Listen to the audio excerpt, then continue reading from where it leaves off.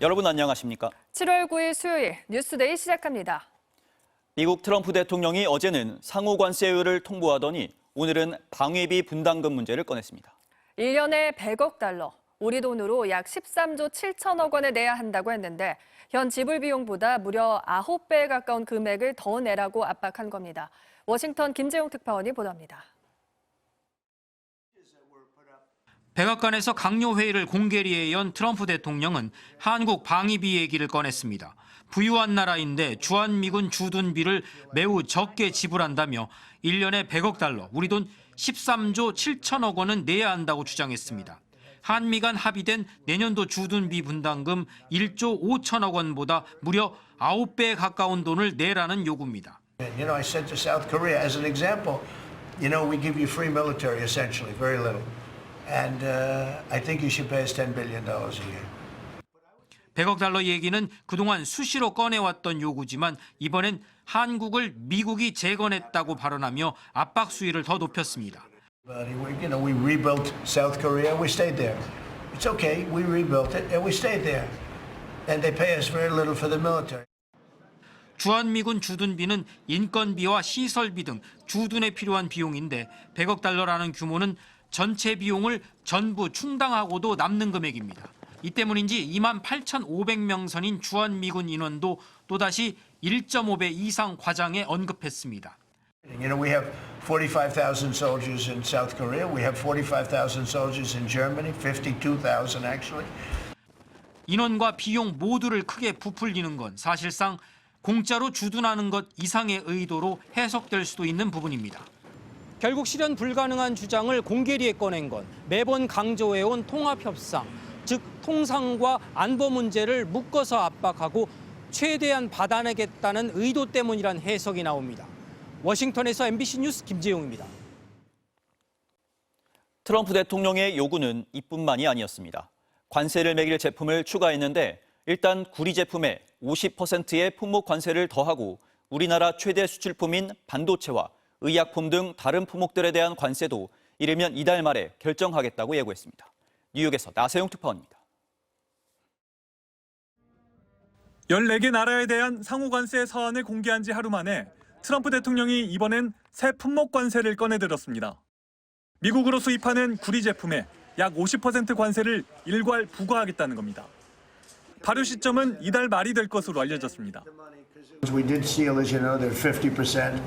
We did aluminum, 50%. I believe the tariff on copper, we're going to make it 50%.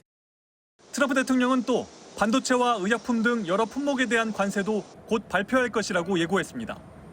반도체는 한국의 주력 수출품으로 미국은 그동안 상호 관세에서 제외하는 대신 스마트폰, 노트북과 함께 품목 관세로 다루겠다고 밝혀왔습니다.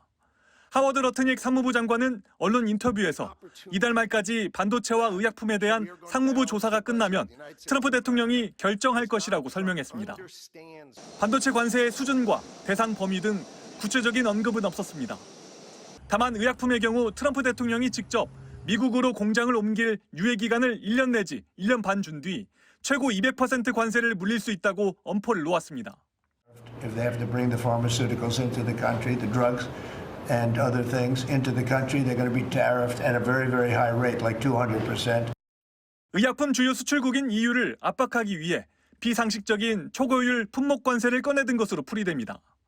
트럼프 행정부는 또 앞으로 이틀간 15개에서 20개 교역국에 추가 서한을 보낼 것이라고 밝혔습니다.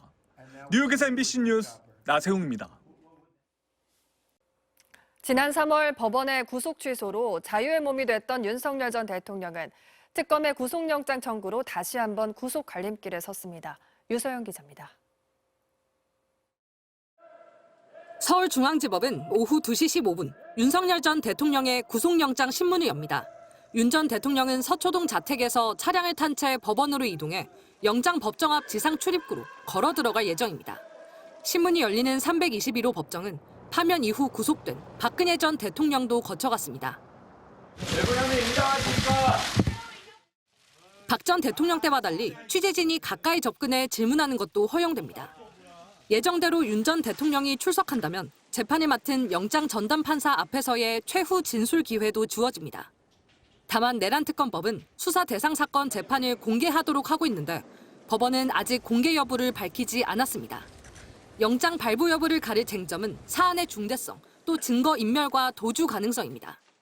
내란 특검은 66쪽 분량의 구속영장 청구서에 다른 사건들보다 진술 증거의 증거 가치가 매우 높은데 윤 전 대통령이 이를 잘 알아 사건 관계인이 유리한 진술을 하도록 회유할 가능성이 매우 높다고 했습니다.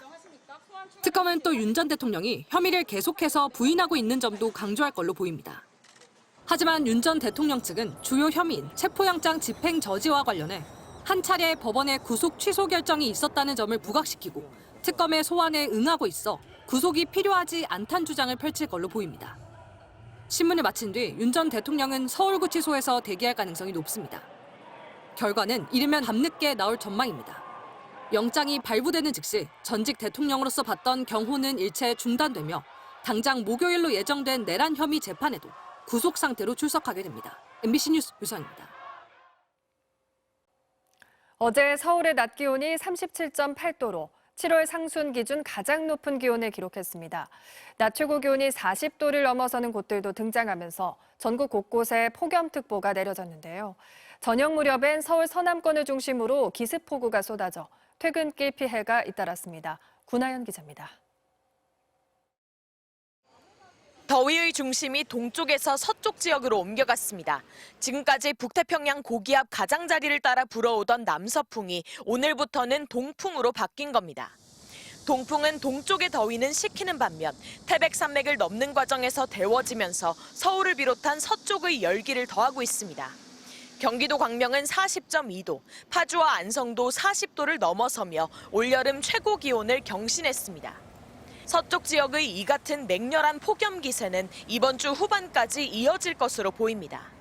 다음 주 정도가 되면은 상층의 고기압 세력이 좀 변화 가능성이 많이 있습니다. 기압 골이 만들어지게 되면 저희가 폭염은 누그러질 수 있는데 기온이 크게 오르면서 불안정해진 대기는 오후 들어선 강한 비구름을 몰고 왔습니다. 어제 저녁 8시 기준 서울 양천구에는 누적 70.5mm, 영등포구에는 54.5mm의 비가 내렸고 경기도 이천과 평택에도 50mm 안팎의 비가 내리는 등 짧은 시간 많은 비가 집중됐습니다. 기습폭우에 서부간선도로 오목교 지하차도가 물에 잠겨 한때 통제됐고 올림픽대로 목동나들목 부근과 염창나들목 교차로, 성산대교 남단 등에도 빗물이 차오르면서 차량이 우회해야 했습니다. 서울 지하철 1호선도 일부 철로가 물에 잠기면서 노량진부터 대방역 사이 구간과 신도림에서 구로역까지의 구간에서 약 20분 정도 열차 운행이 지연됐습니다. MBC 뉴스 구나연입니다.